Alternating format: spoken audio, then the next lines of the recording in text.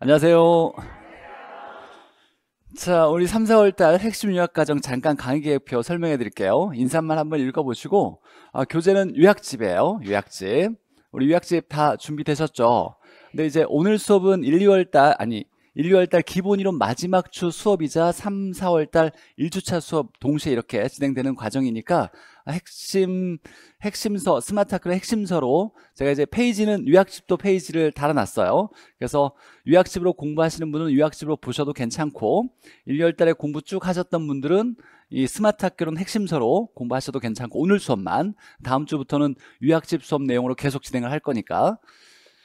자, 3, 4월 달은 요약집으로 공부를 할 거고, 우리 이제 요약집은 기출지문을 바탕으로 개념화시킨 이론서라고 나왔어요. 그러니까 그동안에 20년 동안 나왔던 기출지문을 다 개념화시켜가지고 문장으로 만든 것이 요약집이니까 요약집을 쭉 정독하는 건 기출문제를 풀어내는 과정이기도 해요. 그래서 요약집을 자주 읽어보셔야 되고 최소 2번 이상은 정독을 하셔야 돼요. 꼼꼼히 이 글귀가 뭘 의미하는지를 해석하려고 노력하시면서 정독을 하셔야 된다. 그러면 기출문제를 풀어내는 효과를 얻을 수 있을 거다. 우리가 시험 볼 때까지 가장 중요하게 여기면서 가장 많이 풀어봐야 될 문제가 뭐냐면 기출문제집이에요. 기출문제집만 잘 풀면 충분히 실시점 이상 누구나 다 맞을 수 있으니까. 강의 목표는 각 단원별 이제 1, 2월 달에 빠진 부분도 일부 있었어요. 근데 3, 4월 달에는 모든 과정을 다 배우게 될 거고, 그리고 계산 문제가 있는데 학기론에는 기초 계산 문제 특강의를 했었어요. 우리 이제 12월쯤인가 1월쯤에 했었으니까 학기론 처음 공부하시는 분들은 메가랜드 무료 특강에도 찾아보시면 있을 거고 유튜브에도 있고 제 밴드에 공지사항에도 올려져 있으니까 찾으셔가지고 기초 계산 특강은 계산 문제집으로 잠깐 일부 했으니까 계산 문제집은 하나 사가셔서 계속 꾸준히 1년 동안 공부하셔야 돼요. 이걸로 좀 듣고 오시면 좋겠다. 그리고 3, 4월 달 처음 공부하시는 분은 1, 2월 달 공부 안 하셔도 괜찮아요. 다시 1, 2월 달 강의를 듣지 않고 3, 4월 달부터 시작해도 괜찮아요. 다만 이제 중간중간에 경제론, 투자론, 감정평가론 좀 어려울 수 있어요. 이런 부분들은 1, 2월 달 걸 내용에 해당도를 찾아서 그렇게 공부하시면 된다라는 거고, 자, 오늘 수업은 기본이론 9주차이자 핵심 요약 정리 1주차 이렇게 동시에 진행될 거고, 영상으로 공부하시는 분들은 1, 2월 기본이론 마지막 주에도 올라가 있고 3, 4월 달 첫 주차에도 올라가 있을 거예요. 그래서 쭉 들어오셨던 분들은 그냥 듣고 넘어가시면 되는데, 처음 들었던 분들은 3월 달 시작하는 분은 1주차부터 시작하면 되고 1, 2월 달에 나중에 공부하는 분들은 1, 2월 마지막 주에도 있고 3월 첫째 주에 있으니까 한번 들었으면 넘어가도 괜찮은 수업이에요. 오늘 수업은. 자, 그리고 3, 4월 달 핵심 요약 정리는 총 10주차로 나중에 한 주 보충 수업을 좀 할 거예요. 내용이 좀 많고 해서 한 주 보충을 잡아서 10주차 과정으로 진행을 할 거고, 학습 방법 보면 우리 이제 공부할 때 항상 이렇게 생각해야 돼요. 강의를 통해서 이해하는 게 첫 번째예요. 강의를 듣고 이 내용이 이렇구나 라고 알아듣는 게 첫 번째. 근데 수업을 들었는데 50% 알아듣고 50% 몰랐다. 그러면 강의를 다시 들어야 돼요. 다시 듣고서 알아들을 때까지 강의를 들어야 되고, 강의를 들었는데 80%, 90% 알아듣겠다. 이제 알아는 듣겠다. 무슨 얘기 하는지. 그럼 다시 강의를 반복해서 듣는 건 문제를 잘 풀어내는 방법이 아니에요. 강의를 듣고 알아들었으면 그 다음 과정은 책을 정독을 해야 돼요. 요약집을 정독을 쭉 하면서 암기할 거 암기하고 읽어나가면서 여기에 있는 용어나 개념들이 어떤 의미를 가지고 있는지 스스로 문자를 해독할 수 있는 능력을 길러야 돼요. 그래서 요약집을 정독하고, 요약집 정독이 끝나면 항상 마지막 과정에서 해야 될 것이 뭐냐면 기출문제를 풀어야 돼요. 해당되는 모든 교재에 가장 중요한 기출문제가 연관되어서 문제를 다 수록해 놨으니까 기출문제까지 풀어서 문제 이렇게 출제가 됐구나, 이게 중요한 지문이었구나, 이런 걸 좀 확인하는 과정을 거쳐야 돼요. 그래서 항상 강의만 10번 들었다라고 해서 공부를 많이 한 게 아니에요. 절대로. 강의만 들으면 절대로 시험 문제를 많이 못 풀어내요. 우리가 합격하려면 문제를 잘 풀어야죠. 문제를 풀어서 60점 이상을 넘겨야 되는데 합격하기 위해서는 당연히 문제를 잘 풀어야 되니까 문제 푸는 연습을 많이 하셔야 돼요. 항상 마지막 과정에는 기출문제까지 풀어내는 과정으로 공부를 좀 하셔야 되고, 3월에 처음 공부 시작하시는 분들은 3, 4월 강의부터 들어도 괜찮아요. 다만 이제 공부할 때 어려운 부분 좀 있을 거예요. 이런 부분들은 1, 2월 달, 특히 경제론과 투자론은 1, 2월 달 과정에 경제론과 투자론을 다시 들어보시면 도움이 많이 될 거예요. 자, 그리고 이제 암기 코드가 있는데 암기 코드는 암기 코드 특강을 했었어요. 그래서 유튜브나 밴드에 무료로 올려져 있으니까 매번 수업 전날마다 학개론 공부하기 전에 한 10분 정도 투자해가지고 오늘 배우는 게 총론이다 아니면 경제론이다 그러면 총론이나 경제론에 해당되는 유튜브를 한번 쭉 들어보시면서 이런 암기 코드가 있었지. 그래서 외우려고 노력하셔야 돼요. 이제 마음속에 3, 4월 달에는 모든 암기 코드 학개론에 나오는 저랑 같이 공부하고 있으니까 저의 암기 코드를 모두 외운다는 마음을 가지고서 암기 코드 외우려고 노력하셔야 돼요. 암기 코드 암기해야 되고 요약집은 2회독 이상을 목표로 하셔야 돼요. 2번 이상은 꼭 읽어야 안정적으로 합격할 수 있으니까. 그래서 기본서는 굳이 안 읽어도 되고 이론에 바탕이 되는 건 이 스마트 학개론과 요약집으로 충분히 90점 이상 맞을 수 있으니까 기본서에 너무 욕심내지 말고 이 스마트 학개론은 가장 간단하게 압축된 교재예요. 그래서 마지막쯤에 9월, 10월 달에 단권화시켜서 여러 번 읽어야 될 교재이고 만약에 이제 이론을 처음부터까지 좀 더 정독하면서 전체적으로 알고 싶다라면 좀 자세히 풀려진 게 요약집이에요. 요약집을 2번 정도 정독하고 마지막 과정에서는 스마트 학개론을 여러 번 단권화시켜서 읽으셔야 돼요.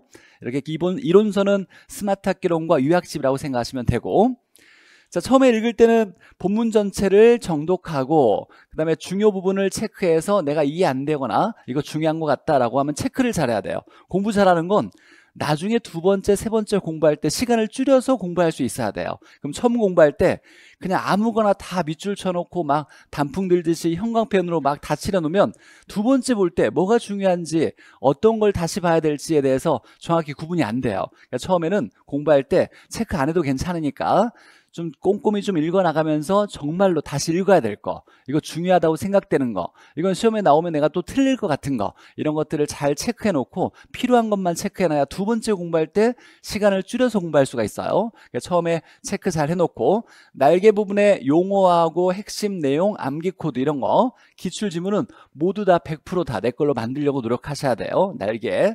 여기 이제 날개 쪽에 있는 보충이라든지 참고라고 쓰여져 있는 거 있어요. 이건 처음에는 공부하지 않아도 되고 2번째, 3번째 공부할 때 보충이나 참고는 읽어 나가시면 돼요.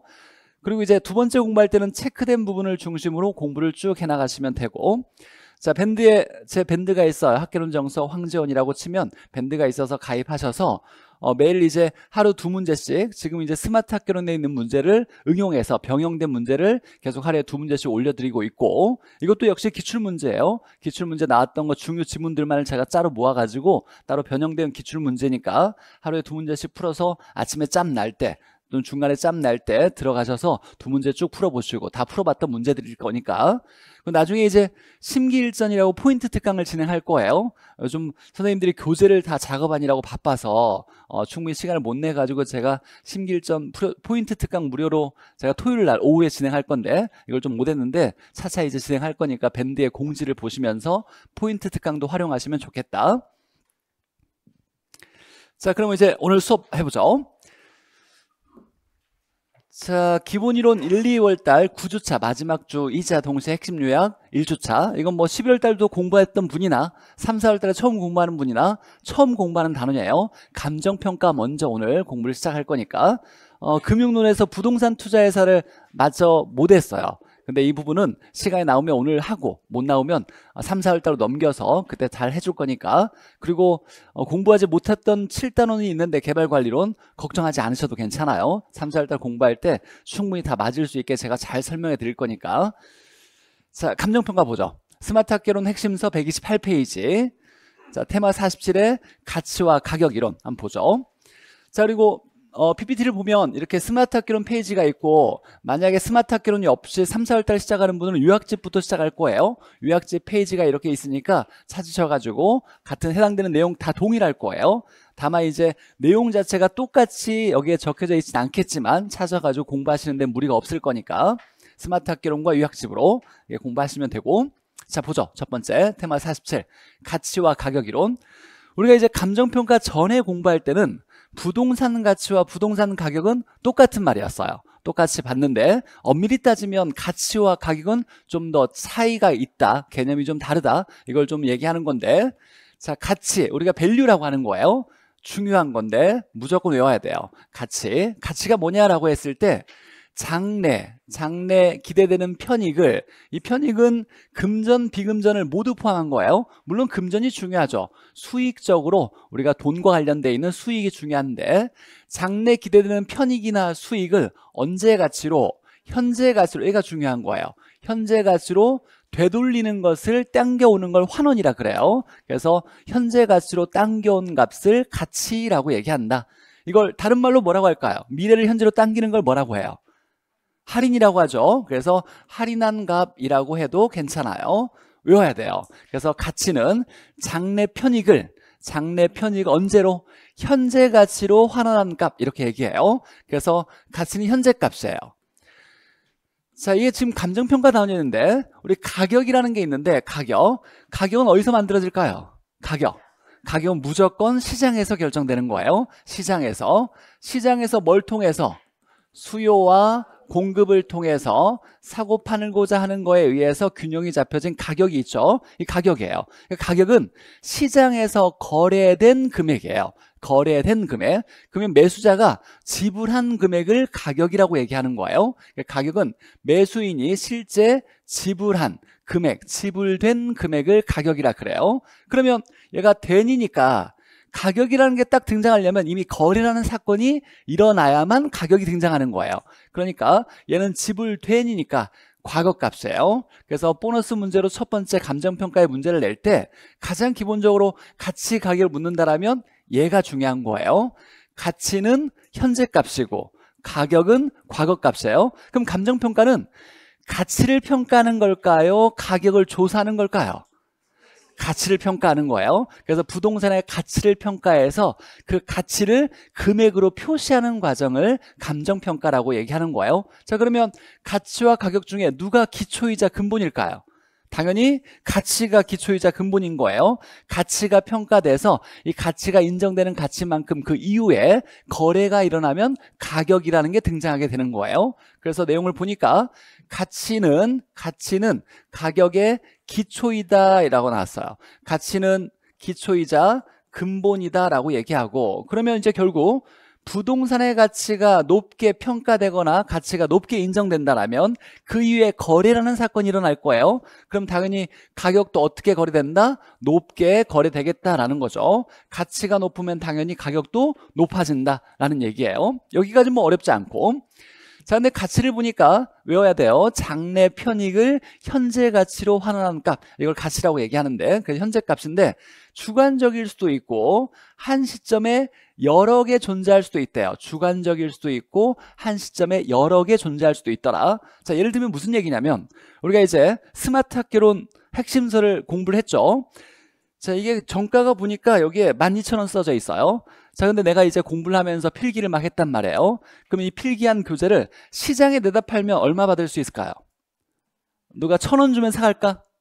500원 주고도 안 사갈 수도 있죠. 필기가 돼 있으니까 딴 사람이 보기에 뭔가 불편할 수도 있고 가치가 낮게 평가될 수 있어요. 그런데 내가 생각할 때 내가 이 스마트 학교론에 부여하는 가치는 시험 볼 때까지 너무 중요하게 생각될 수도 있어요.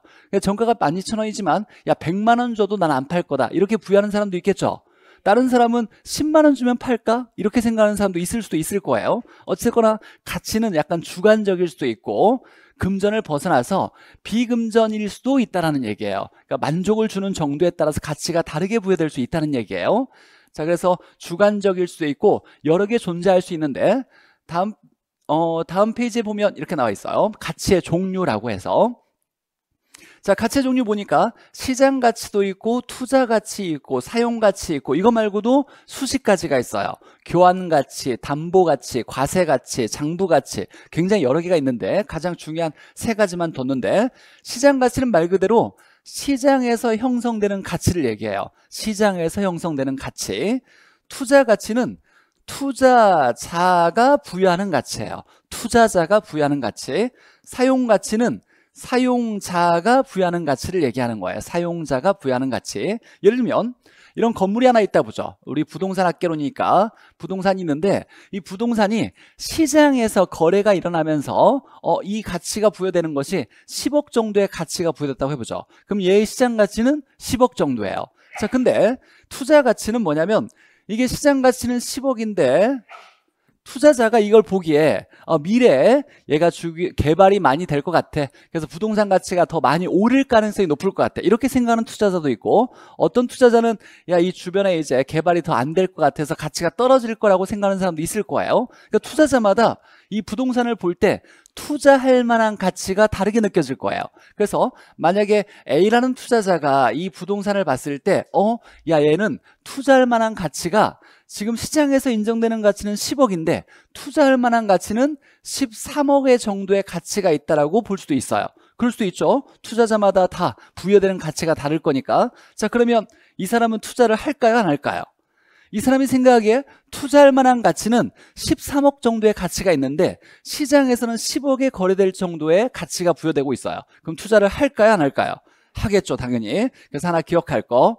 자, 대상부동산이 투자자에게 부여하는 주관적 가치로 투자자마다 다 다르게 부여할 거예요. 근데 투자를 할 거냐 말 거냐를 결정할 때 투자 가치가 뭐보다 시장 가치보다 크거나 같으면 투자를 한다, 이렇게 얘기하는 거죠.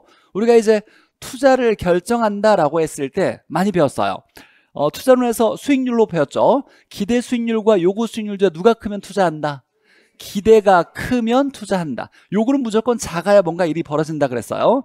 수년가는 얼마보다 크면, 수년가가 0보다 큰 투자하는 투자를 한다. 수익성 지수는 1보다 크면, 내부 수익률은 내부적으로 계산된 기대 수익률의 일종이라 그랬어요. 그럼 내부 수익률을 결정해서 요구 수익률보다 어쩌면 크면 투자를 한다, 이런 얘기를 배웠죠. 이게 다 우리가 지금까지 배웠던 투자를 결정하는 방법이었어요.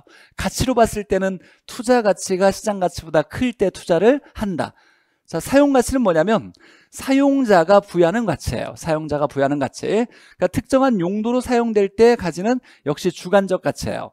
자, 이 부동산이 있는데 어떤 사람이 자수성가했어요. 정말 어렵게 살아가지고 정말로 힘들게 해서 이 부동산을 산 거예요. 그래서 이 부동산 자체가 인생 전부야. 이 사람에게는 인생 전부다 보니까 시장에서는 10억으로 거래될지언정 이 사람에게는 야, 나는 이건 100억의 이상의 가치를 가지고 있어. 100억 줘도 안 팔 거야. 이렇게 부여할 수도 있죠. 그러니까 사용자가 부여하는 어떤 주관적인 가치를 사용가치라 그래요. 특정한 용도. 이 사람은 이 시장 가치가 중요한 게 아니라 내 인생 자체가 이 부동산이라고 생각하면서 더 높은 가치를 부여할 수 있을 거예요. 그럼 이 사람은 사용가치를 100억이라고 부여할 수도 있겠죠. 유학집도 마찬가지예요. 스마트 학개론도 이게 시장에서는 1,000원으로도 거래 안 될 수도 있지만 내가 부여하는 가치는 100만 원 이상일 수도 있어. 이렇게 부여하는 가치를 사용가치라 그래요. 자, 그러면 투자 가치나 사용 가치는 다분히 주관적인 성격을 띠고 있는 거죠. 자, 그럼 다시 돌아와서 가치는 주관적일 수도 있다. 금전일 수도 있지만 비금전일 수도 있다라는 거예요. 한 시점에 여러 개 존재할 수 있죠. 시장 가치는 10억이지만 투자 가치는 13억일 수도 있고 사용 가치는 100억일 수도 있으니까 라는 얘기예요.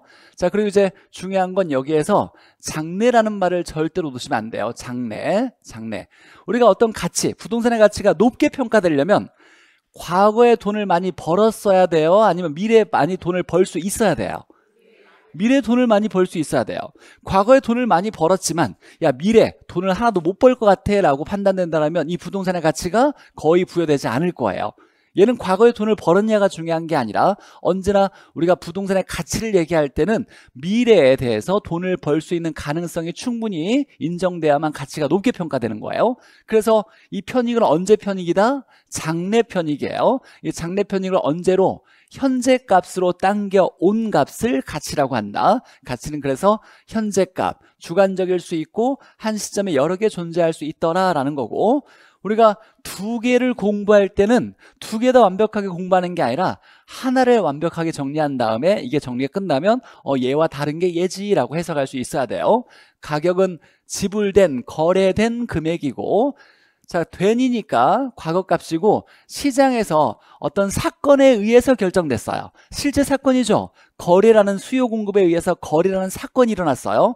이 실제 일어난 사건을 바탕으로 할 때는 객관적이고 실증적이다. 실제 증명할 수 있는 실증적이고 객관적이다라는 말을 하는 거예요. 가격은 객관적이고 하나의 시점에서는 딱 한 개만 어떤 정해진 시점이 있다라면 이미 과거에 일어난 거래에 의해서 결정된 가격 딱 하나만 존재해요. 물론 시간이 지나면 또 거래가 일어날 수 있죠. 그럼 또 그 시점에 또 다른 가격 하나가 존재할 수 있지만 어찌됐거나 한 시점에는 하나의 가격만 딱 존재한다라는 거예요. 이렇게 차이가 있고, 자, 가격과 가치는 단기적으로 괴리될 수 있고, 괴리는 차이가 날 수 있다는 거예요. 오차라는 말로도 표현할 수 있어요.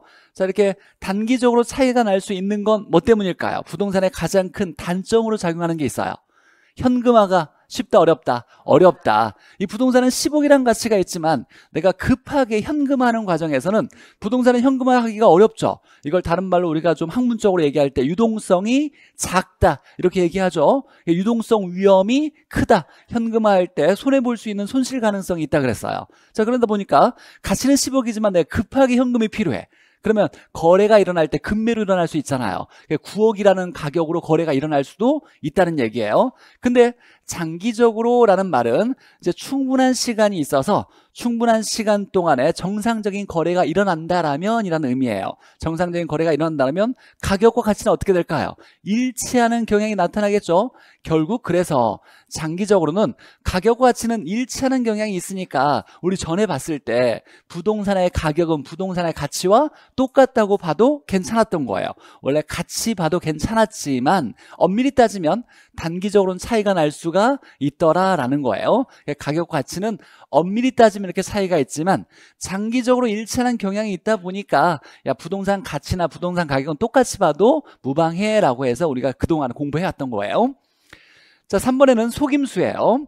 출제자가 이제 이걸 물을 때 의미는 뭐냐면 야, 부동산 가치가 오르면 부동산 가격도 오른다라고 했죠. 당연히 가치가 높게 평가된다면 그 이후에 거래가 돼도 가격은 높게 거래가 일어날 거예요. 당연한 얘기인데 화폐 가치란 말을 썼어요. 우리가 이제 화폐 가치가 학교로 등장했던 건 인플레이션이에요. 인플레이션이 발생하면 화폐 가치가 뭐 한다? 화폐 가치가 떨어진다. 물가가 뭐 한다? 상승한다.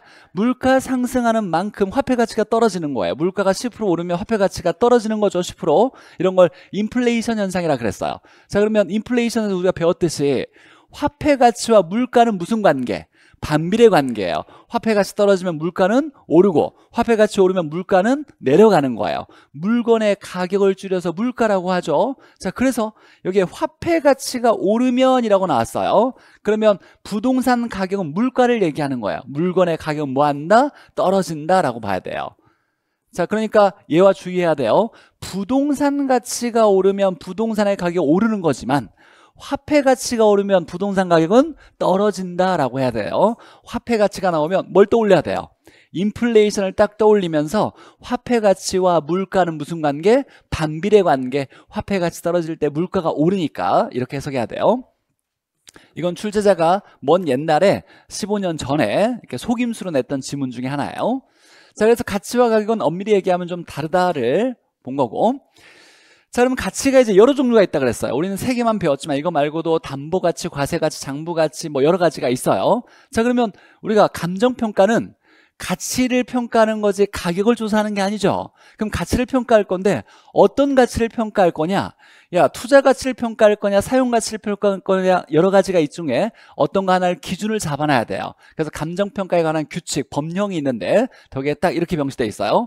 감정평가는 아무 말이 없으면 뭐를 원칙으로 해서 시장 가치를 기준으로 평가한다를 원칙으로 정해놨어요. 그래서 감정평가를 할 때는 가치를 평가해서 그 결과를 금액으로 표시하는 거지만 무슨 가치를 기준으로 하는 거냐? 시장 가치를 기준으로 평가하는 거예요. 그래서 시장 가치 원칙. 그래서 감정평가의 기준 가치는 시장 가치다라는 거예요. 중요해요. 외워놔야 되고. 자, 그래서 기준 가치는 시장 가치로 평가한다라는 거예요. 시장 가치로. 그래서 시장 가치가 뭔지 봤더니 이렇게 나왔어요. 법령에 시장 가치는 이라고 나와서 통상적인 시장에서 이건 우리 주변에 있는 시장을 얘기하는 거예요. 일반적인 시장. 그럼 우리 주변에 있는 시장은 완전 경쟁 시장이에요? 불완전 경쟁 시장이에요? 불완전이죠.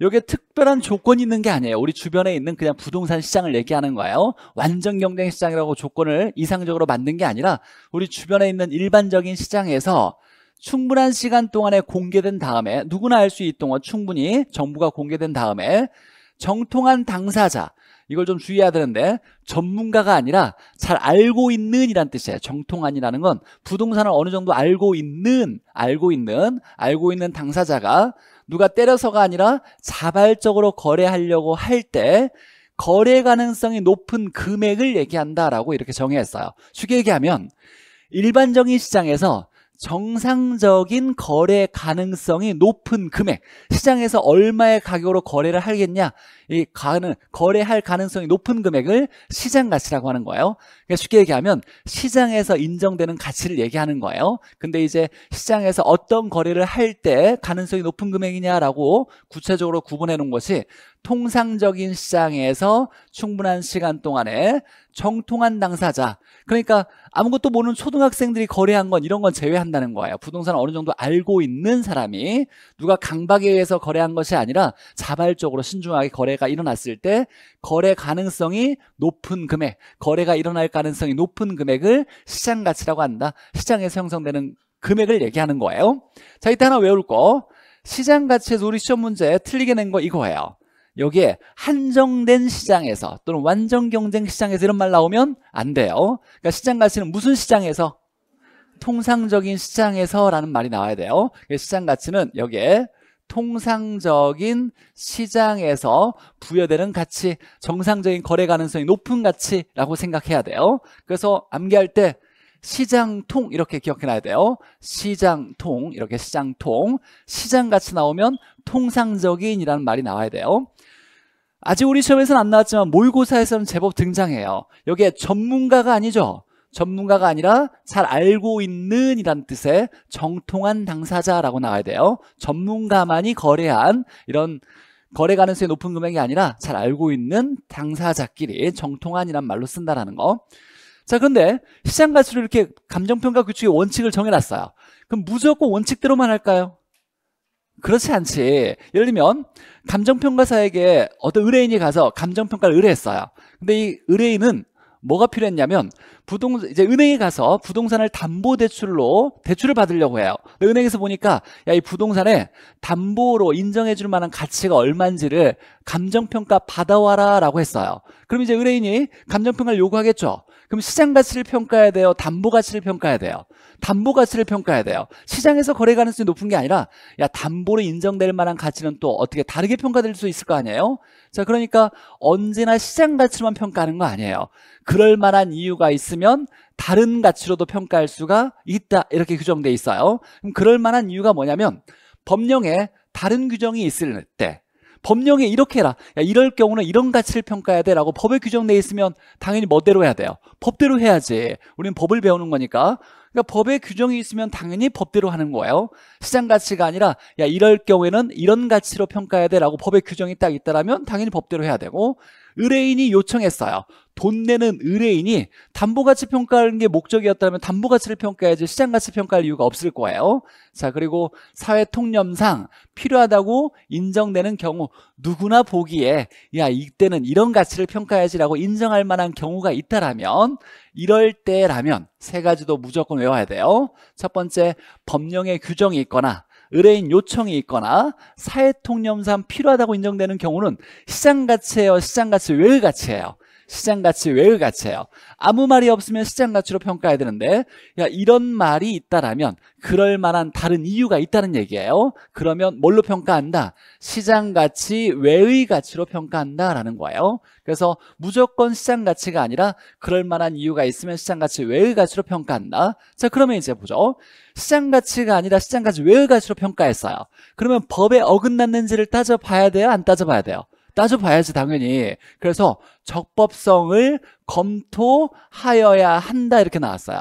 시장가치 외로 평가했다라면, 야, 원칙에서 벗어난 가치로 평가했다라면, 야, 법에 어긋났는지, 법에 적합한지를 따져봐야 돼요. 그러니까 적법성을 검토해야 된다. 그래서 적법성을 검토해보니까 적법성이 결여됐어요. 법에 어긋났대. 그럼 감정평가 해야 돼요? 안 할 수 있어요? 안 할 수 있죠, 당연히. 그래서 거부하거나 철회할 수 있다, 이렇게 되는 거예요. 자, 다시 한번 정리하면, 원래 원칙은 뭘로 평가한다? 무슨 가치? 시장 가치로 평가하는 거예요. 근데 그럴 만한 이유가 있으면 시장 가치가 아닌 걸로 평가할 수 있죠. 그럴 만한 이유가 법에 규정이 있거나 의뢰인 요청이 있거나 사회통념상 필요하다고 인정되는 경우는 시장 가치 외의 가치로 평가할 수 있다. 그 원칙에서 벗어난 걸로 평가했으니까 적법성을 검토해야 한다. 적법성을 따져봤더니 어긋났어요. 결여됐어요. 그러면 거부하거나 철회할 수 있다, 이렇게 되는데, 하나가 보니까 여기에 2, 3이라고만 나왔어요. 여기 1, 2, 3번 있는데 2번과 3번은 적법성을 검토해야 한다라고 있는데 1번은 없잖아요. 1번은 적법성 검토할 필요가 있을까요? 없을까요? 없어요. 왜? 맞아요. 법에 있는 대로 했으니까 저 법에 어긋났는지 이런 걸 따져볼 필요가 없다는 얘기예요. 그래서 2번, 3번의 경우는 적법성이 검토를 해야 되지만 법에 있는 대로 했다라면 적법성을 따로 따져볼 필요가 없어요. 법에 있는 대로 했으니까. 자, 이 내용은 나중에 또 그대로 나와요. 그래서 기억해놔야 돼요. 원칙과 벗어날 수 있는 경우가 법령의 규정이 있거나 의뢰인 요청하거나 사회통념상 필요하다고 인정되는 경우, 이때는 시장가치 외로 평가할 수 있다. 자, 넘어가서 가치 형성 요인과 가치 발생 요인. 가장 중요한 건 우리 시험 문제 최근에 계속 나온 거. 가치 형성 요인은, 자, 일단 여기에 가치 형성 요인이 있고 가치 발생 요인이 있는데 여기다 이렇게 적어놔야 돼요. 가치를 다르게 형성하는 요인을 얘기하는 거고, 여기는 가치를 크게 발생하는 요인을 얘기하는 거예요. 가치를 다르게 형성한다, 가치를 크게 발생한다. 자, 가치를 다르게 형성한대요. 자, 일단 여기 먼저 보죠. 자, 일반 요인이 있고 지역 요인, 개별 요인이 있어요. 이때 암기할 때 암기 코드 먼저 한번 정리해주면, 일지매라고 있죠. 일지매 형이 일지개예요. 일지매 형이 일지개인데 얘가 발이 이상효유 이렇게 외울 거예요. 형 일지개, 발이 이상효유, 이렇게 형 일지개, 발 이상효유 이렇게 외울 거예요. 자, 형은 뭐냐면 가치를 다르게 형성하는 거예요. 만약에 똑같은 부동산이 있다고 가정해보죠. 같은 부동산은 없지만 같은 부동산이 있다고 생각했을 때 우리나라에 있는 것과 미국에 있는 가치가 같을까요? 다를까요? 다르겠죠. 나라가 다르면 당연히 가치가 다르겠죠. 이때 감정평가에서 야, 나라가 다르면 정책, 문화, 행정 뭐 여러 가지가 다를 거예요. 이런 전반적인 내용들이 다 달라서 나라가 다르면 가치가 다를 거야. 이건 무슨 요인이 달라서 라고 감정평가 얘기하냐면 일반 요인이라고 얘기하는 거예요. 나라가 다르면 일반 요인이 달라서 가치가 달라져 라고 얘기하는 거예요. 자, 그런데 우리가 이제 앞으로 감정평가를 공부할 때는 다른 나라에 있는 부동산을 공부하지는 않을 거 아니에요. 당연히 일반 요인은 다 똑같아. 우리나라에 있는 부동산만 볼 거니까. 그래서 일반 요인은 거의 생략하면서 사용할 거예요. 형에는 일지개가 있는데 나라마다 다르게 하는 건 일반 요인이에요. 얘는 나라마다 다르게 하는 거고, 그럼 우리나라에 있는 부동산이라고 해도 지역이 다르면 가치가 어때요? 같아요, 달라요? 다르죠. 강원도 산골에 있는 것과 강남역 옆에 있는 건 가치가 똑같은 부동산이 있다 하더라도 가치가 전혀 다를 거예요. 그러니까 지역이 다르면 가치가 달라질 거예요. 그럼 이걸 감정평가에서 무슨 요인이 달라서 가치가 다르냐라고 할 때 지역 요인이 달라서, 이건 당연히 지역마다 가치를 다르게 만드는 요인을 지역 요인이라 그래요. 그럼 지역적 요인을 동일하게 받는 지역도 있을 거 아니에요. 하나의 지역적 요인이 동일한 생활권을 딱 규정했을 때 그 안에 있는 부동산들은 거의 다 지역적 요인이 거의 동일할 건데 같은 부동산은 존재해요, 존재하지 않아요? 30평 아파트라고 해도 같은 지역에 있다 해도 가치가 같아요, 달라요? 달라요. 이 내부 구성 요소가 뭔가 조금씩 다를 거예요. 이게 마모 파손 정도 다를 거고 뭔가 구조가 일부 좀 다를 수도 있을 거고 여러 가지 다를 거예요. 부동산 개별마다 다르게 만드는 요인을 뭐라고 하냐면 개별 요인이라 그래요. 이건 개별마다, 부동산 개별마다 무슨 성에 비롯된 걸까요? 개별성이겠지, 당연히. 우리가 토지에서 배웠을 때 자연적 특성의 부부 연계에서 개별성, 같은 토지는 없죠. 건물도 같은 건물은 없어요. 개별성에 의해서 부동산마다 다르게 만드는 거, 개별마다, 부동산마다 가치를 다르게 만드는 걸 개별 요인이라 그래요. 근데 우리가 이제 형성 요인을 볼 때, 자, 형 일지개가 있는데 야, 우리나라에 있는 부동산만 주로 볼 거니까 다른 나라에 있는 부동산 신경도 안 쓸 거예요. 그래서 일반 요인은 빼고 지역, 개별 요인 이렇게 얘기할 거예요. 자, 그러면 이 형성 요인은, 이 가치 형성 요인은 가치를 다르게 만들잖아요. 무슨 가치를 다르게 만들까요? 시장 가치 다르게 만들까요? 시장 가치 다르게 만들까? 아, 여기서 또 멈추면 안 되는데. 나라가 다르대, 지역이 다르대. 그럼 시장 가치가 같겠어요? 다르겠어요? 다르겠지. 그럼 투자 가치는 같겠어요? 다르겠어요? 다르겠지. 사용 가치는 같아요? 달라요? 다르겠지. 담보 가치도 같겠어요? 다르겠어요? 다르겠지. 자, 그러니까 중요한 건 가치를 다르게 형성하는 요인은 여기에 시장 가치에 영향을 미치는 일지계라고 얘기하면 안 되고, 시장 가치만 영향을 미치는 것이 아니라 경제적인 가치에, 모든 가치에 영향을 미치는 이라고 나와야 돼요. 그래서 가장 중요한 건 여기 뭐라고 나와야 돼요? 경제적 가치에 라고 나와야 돼요. 여기 시장 가치만 영향을 미친다고 하면 안 된다. 우리가 시장 가치가 원칙 기준 가치라고 해서 여기에 시장 가치에 영향을 미치는 이라고 나올 건데, 문제에 틀리게 그렇게 나온 건 틀리다고 구분 지어야 돼요. 경제적 모든 가치에 영향을 미치는 일지계, 형일지계를 얘기한다라는 거예요. 자, 가치 형성 요인이 이제 가치 발생 요인에게 영향을 미쳐요. 그래서 영향을 미쳐서 얘들이 유기적으로 모두 다 상호작용을 해서 가치가 만들어지고, 가치가 누굴 결정한다? 가격을 결정한다. 아까 우리가 배웠을 때 가치가 기초이자 근본이라 그랬죠. 얘가 부동산 가치가 오르면 부동산 가격도 뭐 한다? 오른다. 얘가 단기적으로는 일치한다, 차이가 난다. 이걸 괴리된다 또는 오차가 발생한다, 이렇게 얘기할 수 있을 거예요. 이건 이제 배웠는데, 그럼 가치가 만들어질 때 얘가 가치를 크게 발생시킨다는 건데, 발생이라는 말은 원래 우리가 10에서 20으로 커지면 커지는 거죠. 증가한다라고 했는데 0에서부터 10으로 커지는 것도 커지는 거죠. 0에서부터 커져나갈 때 발생한다라는 말을 쓰는 거예요. 그러니까 발생도 커져나가는 걸 얘기하는 거예요. 그럼 가치가 커지려면 이전할 수 있어야 돼요. 거래 가능성이 있어야 돼, 없어야 돼? 있어야 돼요. 부동산이 있는데 거래할 수가 없어. 그럼 가치가 커지지 못하는 거예요. 이때 이전성은 뭐의 이전성일까요? 일반적으로 소유권의 이전 가능성을 얘기하는 거예요. 그럼 얘는 우리가 이제 문제에서 한번 나온 적이 있는데, 감정평가사에서 이전성은 경제적 측면을 주로 다루는 거예요? 법률적 측면을 주로 다루는 거예요? 소유권이 소유권의 이전 가능성이니까 법률적 측면의 성질을 얘기하는 거예요. 소유권 이전 가능성을 얘기해요. 거래할 수 있어야 가치 커진다. 자, 상대적으로 뭐 해야 된다? 희소해야 된다. 희소하다는 건 수요와 공급 중에 누가 부족하다? 공급이 부족하다는 거예요. 희소하다는 건 공급이, 사는 사람은 많은데 팔려는 사람이 없어서 희소해야 가치가 커진다. 희소할수록 가치 커진다는 건 공급이 부족해야 가치가 더 커져나간다라는 거예요. 효용성, 이 효용은 만족을 주는 성질이 있어야 돼요. 어떤 부동산일 때 이게 가치가 커지려면 그 사용하는 사람의 만족을 주는 정도가 클수록 가치가 높게 부여될 거예요. 그러면 이제 용도에 따라서 만족을 주는 성질이 좀 달라. 이때 우리가 주거용일 때는 가장 중요하게 우리가 만족을 줘야 되는 성질이 뭘까요? 물론 가치가 더 오르면 너무 좋겠지만 어찌됐건 주택으로서 가장 중요한 성질은 쾌적성이에요. 쾌적해야 주택으로서 가치가 높을 거고, 상업용은 돈 버는 곳이니까 뭐예요? 수익성이고, 그 다음에 공업용은 공장에서 뭔가를 만들 거 아니에요. 잘 만들어야 돼. 그래서 생산성이라고 얘기하는 거예요. 그래서 용도에 따라서 가장 중요한 효용성이 다를 수 있더라라는 거. 이거 이제 기본적으로 얘 하나는 절대로 까먹으면 안 돼요. 주거용 무조건 쾌적성이 가장 중요한 거예요. 상업용은 돈 벌어야 되니까 수익성, 공업용은 공장에서 만들어야 되니까 생산성. 근데 이제 주거용 쾌적성은 이건 상식으로 기억해놔야 돼요.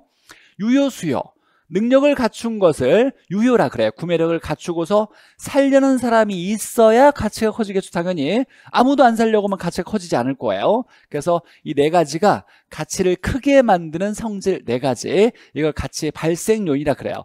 넷 중에서 하나라도 없으면 가치는 만들어질까요? 안 만들어질까요? 안 만들어져요.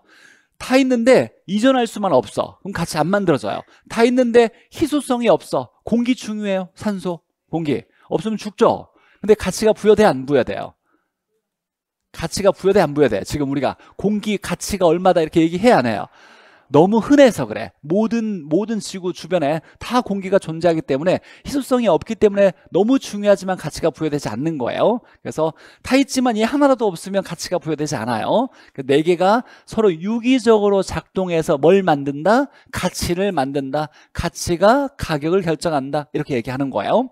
학자마다, 우리 학계로는 학문이에요. 법이 아니니까. 학자마다 이전성을 빼고 상효유라고 얘기하는 사람도 있고 이상효유라고 얘기하는 학자들도 있어요. 그래서 발생 요인은 상효유다 이렇게 얘기해도 이건 틀린 건 아니에요. 이전성이 들어간 경우도 있고 들어가지 않는 경우도 있다라는 거예요.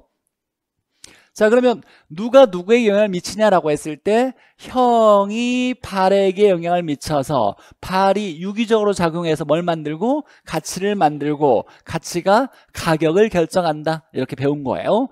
형에는 일찍에. 여기서 가장 중요한 건 우리 지금까지 한 40분 배웠어요. 40분 동안에 가장 중요한 한 문장을 찾아라 그러면 얘예요. 얘. 가치 형성률은 뭐에 영향을 미치는? 경제적 가치에 영향을 미치는, 시장 가치라고 나오면 안 돼요. 그 다음에 중요한 건 시장 가치가 원칙인데 원칙대로만 하는 건 아니다. 다르게 할 수 있어. 다르게 할 수 있는 경우가 법에 규정이 있거나 의뢰인 요청하거나 사회통념상 필요할 때는 시장 가치 외의 가치로 평가할 수 있다. 그럼 적법성을 검토해야 한다. 결여되면 거부할 수 있다. 단 법령에 있는 대로 했을 땐 적법성의 검토가 필요하지 않다. 이렇게 해석하면 되는 거예요. 자, 내용을 보면 이전성은 소유권 이전 가능성을 얘기하는 거고 법률적 측면을 얘기하는 거고, 상대적 희소성은 자, 공급이 부족한 상태를 얘기할 때 상대적 희소성이라고 얘기해요. 수요에 비해 공급이 부족할 때. 자, 근데 이걸 학자들이 좀 유식하게 말을 바꿔서 해석하기도 해요. 상대적 희소성을 이렇게 얘기해요. 인간의 욕구에 비해 충족 수단이 양적으로 부족한 상태라고 얘기해요. 자, 인간의 욕구는 뭐냐면 수요를 얘기하는 거예요. 수요. 우리 경제론에서 수요를 뭐라고 정의 배웠을까요? 일정 기간 동안에 산 거야, 살려고 하는 거야.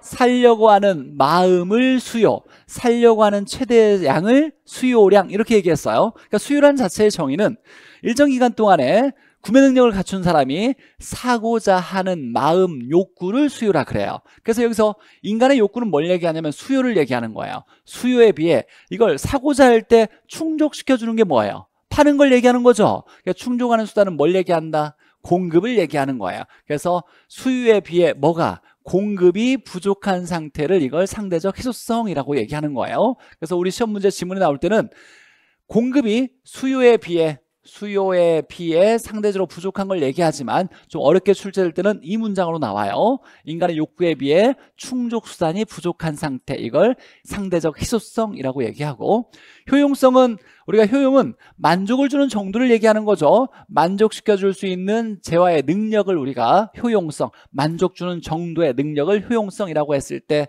용도에 따라서 주거지는 쾌적성, 상업지는 수익성, 공업용은 생산성, 이렇게 효용성이 다를 수 있다라고 외워놔야 돼요. 특히 주거지 쾌적성 외워놔야 돼요. 주거지 쾌적성. 자, 유효란 말은 우리가 유효는 구매력을 갖추고 살 능력이 있을 때 유효라는 말을 쓴다 그랬어요. 그래서 구매 능력을 갖추고 사려는 사람이 있어야, 수요가 있어야 가치가 커진다. 가치 발생 요인 이상 효유, 이렇게 얘기하는 거고, 이건 뭐 단어 해석하는 거니까 그렇게 어려운 내용은 아니고 무조건 맞아야 돼요. 자, 얘는 시험 문제 5년에 한 번 정도 나오는 내용이고, 이건 보너스로 나오는 거예요. 가장 감정평가에 쉬운 내용이에요. 그래서 얘 나오면 무조건 맞아야 돼요. 문제 한번 잠깐 보죠. 자, 가치에 대한 설명으로 틀린 거. 자, 주어진 시점에 가치는 하나다, 여러 개다? 여러 개다. 주관적이고 다양하게 존재할 수 있죠. 다양하다. 자, 수요 공급에 따라서 단기적으로는 가치와 가격은 일치해요, 차이 날 수 있어요. 차이 날 수 있어요. 오차가 발생할 수 있고, 장기적으로는 일치하는 경향을 보인다. 맞죠? 짧은 시간에는, 이건 부동산은 유동성이 작아서 가격이 가치와 일치하지 않고 급매팔 때 시장가치 10억이지만 9억에 팔 수도 있으니까 가격이 9억이 나올 수도 있는 거예요. 자, 부동산의 가치가, 얘가 중요하죠. 부동산의 가치가 오르면 부동산의 가격도 뭐 한다? 오른다. 자, 그런데 화폐 가치가 나오면 이건 속임수라 그랬죠. 인플레이션 생각하면서 화폐 가치와 물가는 무슨 관계? 반비례. 화폐 가치가 상승하면 물가, 부동산의 가격은 뭐 한다? 하락한다. 이렇게 해석해야 되고, 자, 가치의 정의가 뭐냐? 그러면 가치가 높게 부여되려면 미래 돈을 많이 벌 수 있어야 돼요. 그러니까 미래 수익이 있어야 되는데, 이걸 언제로? 현재 값으로 당겨온 값을 이걸 가치라고 해야죠. 현재 값으로 당겨오는 걸 환원하여 또는 할인하여 라고 했죠. 우리 할인 배웠죠. 할인, 투자로 해서 할인하려면 어떻게 해야 돼? 할인하려면 어떻게 해야 돼? 1 플러스 R에 N승으로 곱해줘야 돼요? 나눠줘야 돼요? 나눠줘야 돼요. 할증할 때는 곱해주고 나눠줄 때는 땡겨오는 거죠. 이게 나중에 그대로 활용될 거예요. 그래서 장래 유무형의 가치는 장래 유무형의 이건 금전 비금전 모두 포함하는 거예요. 유형 무형 다 포함해서 편익을 언제로 현재 가치로 환원한 값이라고 나와야 돼요. 현재 가치로 환원한 값. 그래서 4번이 틀렸다. 앞으로 수백 번 나올 거예요. 가치가 뭐냐 그러면 바로 나와야 돼요. 장래 편익을 현재 가치로 환원한 값. 이렇게 장래 편익을 현재 가치로 환원한 값. 오늘 이따가 다시 얘기하지만 감정평가는 6문제가 출제돼요. 근데 오늘 수업만 잘 들으면 4문제에서 5문제 무조건 맞을 수 있어요. 무조건이에요. 무조건. 네, 그냥 거짓말 하는 게 아니라 감정평가 문제는 응용 문제가 거의 없어요. 나왔던 문제가 그대로 나와요. 근데 물론 공부할 때 좀 어려움은 있을 수 있어요. 처음 공부하는 사람은 오늘 수업 듣고 하나도 못 알아듣겠다라고 느낌이 올 수도 있어요. 그럼 집에 가서 다시 수업을 듣고 공부를 하셔야 돼요. 어쨌거나 오늘 배운 것만 딱 내 걸로 만들면 4문제, 5문제 이상 무조건 맞을 수 있다. 근데 감정평가 6문제 중에 4문제 이상 맞으면 합격하는 거예요. 그냥 딱 감정평가 4문제 이상 맞을 수 있다는 자신이 있으면 그냥 합격각이에요. 그렇게 생각하면서 계속 공부를 하셔야 돼요. 자, 시장가치. 우리가 공부할 때 시장통이라고 외웠어요. 시장통. 무슨 시장에서? 통상적인 시장에서 얘가 중요하고. 자, 여기까지만 딱 보면 돼요. 사실 문제를 풀 때. 근데 좀 더 답이 없네 그러면 좀 더 따져볼 게 뭐냐면 시장가치는 충분한 시간 동안에 자, 공개된 다음에 그 물건을 잘 아는 전문가예요? 정통한 사람이에요? 정통한 사람이 누가 시켜서가 아니라 자발적인 거래를 가능성이 가장 높은 금액이라고 정상적인 거래 가능성이 높은 금액이라고 해석하면 돼요. 중요한 건 통상적인 시장에서 이렇게 나와야 되고. 자, 두 번째 가치 형성 요인과 발생 요인에서 우리 암기했을 때 형 뭐 있다? 형 일지계가 뭐에게? 발 이상 효유에게 영향을 미친다. 형 일지계가 발 이상 효유 이렇게 암기해야 되고. 자, 가치 형성 요인에는 이걸 딱 보자마자 뭐에 영향을 미치는 일지계다? 이게 시장 가치예요? 경제적 가치예요? 경제적 가치에 시장 가치만 영향을 미치는 게 아니에요. 경제적 가치에 경제적 가치에 영향을 미치는 모든 가치에 영향을 미치는 나라마다 다르게 만드는 일반 요인, 지역마다 다르게 부동산마다 다르게 만드는 이런 일지계를 얘기할 때는 경제적 가치라고 나와야 돼요. 자, 특히 이런 문제 잘 봐야 돼요. 이건 뭐 우리 예제 문제지만 만약에 본 시험에서 이게 딱 나왔어요. 근데 1번 지문이 딱 이렇게 나왔어요. 그럼 진짜 땡큐죠. 나머지 지문 읽어야 돼, 안 읽어야 돼요? 안 읽어야 돼요. 그냥 딱 1번 체크하고 땡큐. 이건 출제자가 시간도 줄여줄 수 있는 보너스 문제를 준 거구나라고 생각해야 돼요. 공부를 많이 한 사람들에게는 야, 이런 득이 있어 다른 문제 푸는데 시간을 좀 더 여유를 가질 수 있도록 준 문제라고 생각해야 돼요. 나머지 지문 절대 안 읽어야 돼요. 근데 이상하게 시험 문제 풀다 보면 공부한 게 아까워서 뭘 또 한번 읽어봐. 이렇게 꼭 읽어봐요. 아까우니까. 그러면 안 돼요. 우리 본 시험 볼 때는 이제 시험 끝나고 공부할 때는 읽어봐야 되겠지만 시험 볼 때는 딱 답 나오면 가능 안 읽고 넘어가야 돼요. 나중에 또 야 이거 읽었으면 내가 이거 확실히 알았는데 답이 틀려가지고 너 때문에 틀렸다라고 생각하는 건 그건 자기 스스로 생각할 때 공부가 제대로 안 돼서 틀린 거지 내가 1번 답 체크하고 넘어가라 해서 틀린 게 아니에요. 1번을 제대로 몰랐기 때문이에요. 의심스러웠는데 이걸 체크해놓고 이걸 안 읽었다는 건 공부가 덜 된 거고 이렇게 생각해야 돼요. 근데 체크하고 안 읽는 건 무조건 득이에요. 절대 손해 아니에요. 앞으로 모의고사 볼 때마다 답 나오면 체크하고 넘어가야 돼요. 근데 보니까 야 뒤에 내가 이거 아는 지문이 나왔다라고 한다면 이걸 잘 몰랐기 때문이에요. 그럼 이걸 이제 공부해서 다음에 이걸 내가 실수한 걸 잘 해가지고 다음엔 실수하지 않겠다라고 하나씩 바꿔나가야지 모의고사 하나 더 맞는 게 중요한 건 아니니까. 두 번째 보죠. 발생 요인에 형 일찍의 발 이상 효유죠. 자, 보니까 상효유만 나왔네요. 이자가 빠져도 괜찮아요. 학자마다 좀 다르니까. 얘들이 유기적인 작용을 통해서 하나만 있어도 되는 것이 아니라 서로 유기적으로 작동해서 상호작용해서 마치가 만들어진다라는 거고. 누가 누구에게 영향을 미친다? 형이 발에게 영향을 미친다죠. 형이 발에게. 자, 희소성이란 뭐가 부족한 거예요? 수요가 부족한 거예요? 공급이 부족한 거예요? 공급이 부족한 거예요. 수요에 비해 공급이 부족한 상태, 부족한 상황을 얘기한다. 맞고. 효용성은 만족을 주는 정도를 얘기하죠. 효용성. 자, 인간의 필요를 만족시켜주는 정도를 얘기하고 용도마다 다르죠. 효용성이. 주거지는 무슨 성? 쾌적성. 상업용은 수익성, 공업용은 생산성으로 표현할 수 있다. 맞는 얘기네요. 틀린 건 1번. 자, 오늘 가장 기본적인 내용을 했는데 감정평가는 사실 내용이 많아요. 투자론만큼. 그래서 오늘도 역시 마음 상태는 어떤 준비가 돼 있어야 되냐면 조금 수업이 늦어질 수도 있다. 무조건 열심히 해야 된다. 졸면 절대로 안 돼요. 그리고 보니까 이제 쉬었다가 할 거긴 할 건데 지역 분석, 개별 분석이 별이 이렇게 체크돼 있어요. 이건 거의 그냥 2년에 한 번씩 무조건 답으로 나올 수 있는 거니까. 그리고 3개짜리가 있을 거예요. 3개짜리는 매년 100% 나오는 거예요. 무조건 다 완벽하게 공부하려고 생각하셔야 돼요. 쉬었다가 지역 분석, 개별 분석 보죠.